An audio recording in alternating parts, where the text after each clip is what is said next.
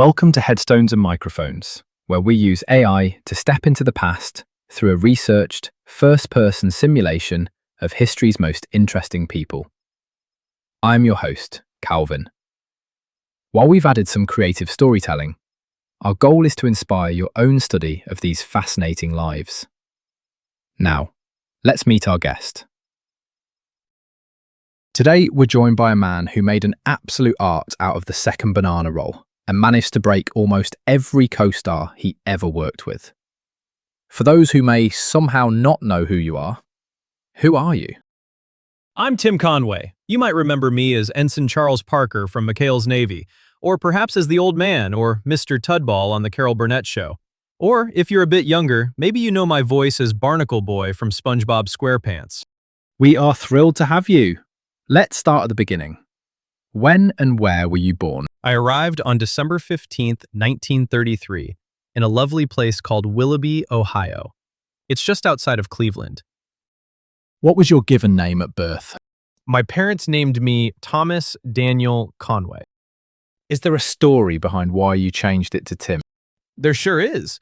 When I headed out to New York to join the Steve Allen Show, there was already a staffer there named Tom Conway. To avoid any confusion and keep things simple, I just swapped it to Tim. It stuck, and I think it suits me much better. What was your hometown like growing up? Oh, it was a typical, wonderful Ohio suburb. I grew up mostly in Chagrin Falls. It was the kind of place where you knew your neighbors and life felt very grounded.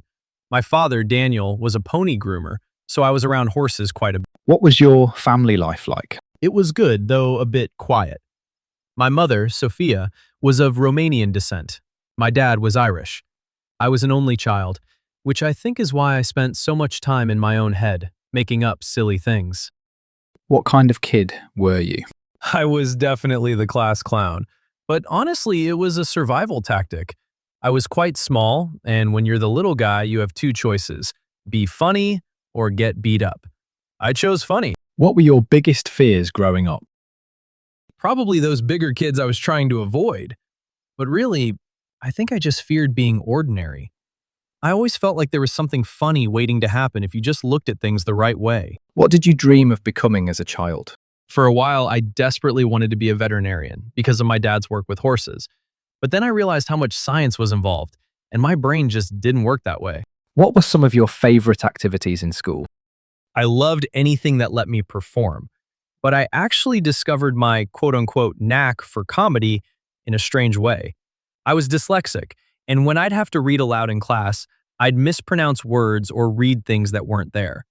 I remember reading "they were expendable" as "they were expandable." The whole class roared. I thought, hey, I might be onto something here. What was your first job? After I finished my time in the Army, I got a job answering mail at a local radio station in Cleveland.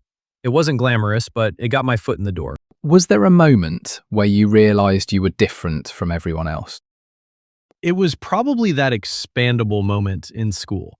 Seeing people laugh at something I did, even if it started as a mistake, felt like a superpower. I realized I could control the room just by being a little silly. What's a decision that changed everything for you, but felt small at the time? Moving to Cleveland to work with Ernie Anderson at KYW TV, we started doing these little comedic skits between morning movies. We were just having fun, but that's where I really learned how to play off someone else. What was your biggest break? Being discovered by Rose Marie. She saw me on local TV and helped me get a spot on the Steve Allen Plymouth Show.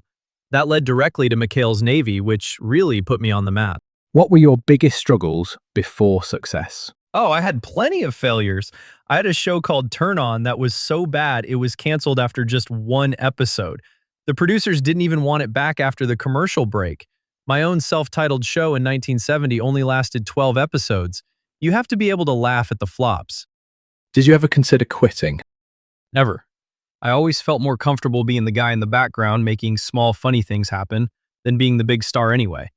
I just love the work too much. Were there any specific daily habits or routines that you feel are essential to your success? I always believed in working clean. I felt people were much more relaxed when they knew they wouldn't be shocked by the material. Keeping it friendly for the whole family was a habit I never broke. What job would you have had if fame never happened?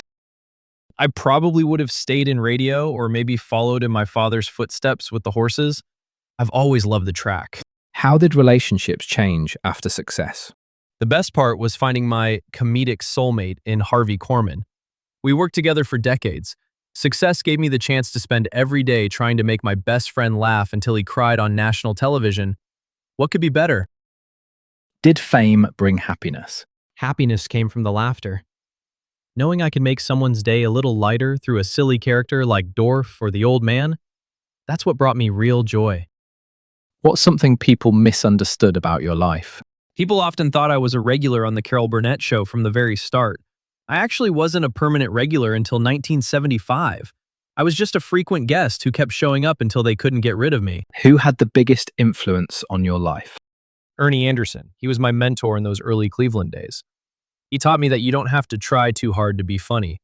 Sometimes the funniest thing is just reacting to what's happening. What were you working on in your career before you passed away? I stayed busy. I was doing voice work for SpongeBob and guest starring on shows like Hot in Cleveland and 30 Rock. I even wrote a memoir called What's So Funny. When and where did you pass away?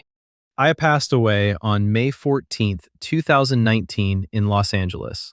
I was 85 years old. What's a random fact about you most people have never heard? I was actually a director for a short time at a station in Cleveland, but I lost the job because I had totally misled them into thinking I knew what I was doing. I didn't have a clue. What's the craziest rumor ever told about you? There were always rumors that Harvey and I actually hated each other because we picked on each other so much. Nothing could be further from the truth. We were like brothers. What was your most unique habit? I had a habit of trying to break my co-stars. On the Carol Burnett Show, I'd intentionally change my lines or do something unexpected just to see if I could make Harvey Korman lose his composure. It became a bit of a game for me. What was your favorite food? I wasn't too picky, but I always enjoyed a good, simple meal. Nothing too fancy for an Ohio boy. Did you have any known rivalries? Not really a rivalry, but people always loved to compare me and Don Knotts since we did so many movies together like The Apple Dumpling Gang. But we were the best of friends. We just looked at life with the same sense of humor. What's your funniest behind-the-scenes moment? The elephant story on the Carol Burnett Show. I started ad-libbing this long, ridiculous story about Siamese elephants joined at the trunk during a family sketch. Vicki Lawrence finally cut me off with a line that absolutely destroyed the whole cast. We couldn't stop laughing for 10 minutes. What advice would you give people chasing success? Don't be afraid to be the guy in the background. You don't always have to be the star to be the one everyone remembers. And for goodness sake, keep it clean. It's much funnier that way. Tim, this has been an absolute blast. Do you have any closing remarks about our chat or your stories that you'd like to share with the listeners before we sign off? Oh, just that it was a treat to reminisce. Life is too short not to find the expandable moments in every day. Thank you so much for having me, Calvin. It's been a real hoot. The pleasure was all ours. From the elephant story to the halls of Rydell. Wait, wrong guest. From the decks of McHale's Navy to the legendary sketches with Carol and Harvey, Tim Conway reminded us all that a little bit of silliness goes a long way. Thank you, Tim, for joining us. And that wraps up another conversation from Beyond the Grave. Thanks for joining us on the Headstones and Microphones podcast. Remember, legends may die, but their stories never do. Please help spread the word by sharing and following the pod.